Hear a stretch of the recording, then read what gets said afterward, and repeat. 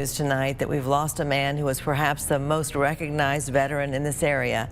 Phil Crenshaw was on the first South Plains honor flight at the age of 90, and we have been following his birthdays and other milestones ever since. Nearly 100 veterans went on the first South Plains honor flight in 2012. Phil Crenshaw was a chaplain on the trip. During the honor flight, he was always there for people. To listen to Phil pray, it was just phenomenal.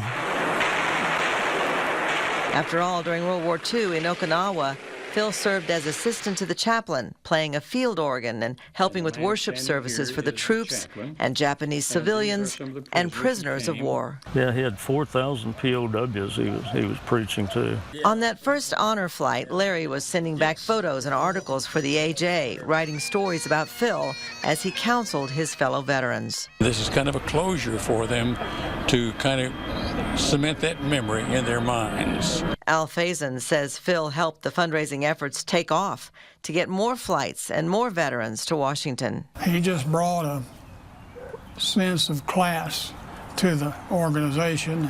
He could tell jokes and pray just as earnestly on either side, I think. He was really funny. Everybody teased him about his addiction to Bluebell ice cream. Come in. How about some strawberry ice cream? Oh, Marcy sakes alive. There's many things about Phil that amazed me, but probably the biggest physical thing was the fact that he still fit in his uniform. Phil claimed it was the Bluebell that kept him from gaining weight. I'm afraid I may have a stroke from eating too much ice cream, but it's a good way to go down.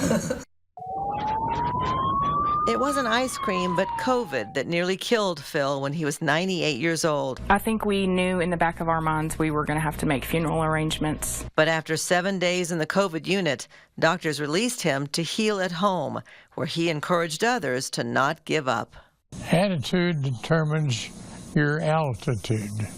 Serious advice, followed by a personal promise. Being so young and in my prime, I'm pressing on to 99. Phil Crenshaw lived to be 102. There were other accomplishments along the way. Phil was called to Washington to lead the U.S. House in prayer. It was pretty awesome to watch. Recognized as the last living chaplain's assistant to serve in World War II. He also became a published author, writing Another Wise Man, a fictional story during the time that Christ was born. And he became a popular guest speaker in Lubbock, always playing the piano at the end, always sharing his advice on living well. The first 100 years are the hardest. And that explains the first book he wrote, his story about the war.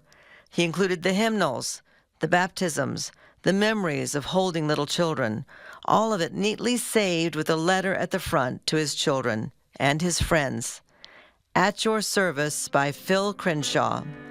But even his calling card is worth saving. Beneath his name and number, it says, "Life is short, eternity is forever."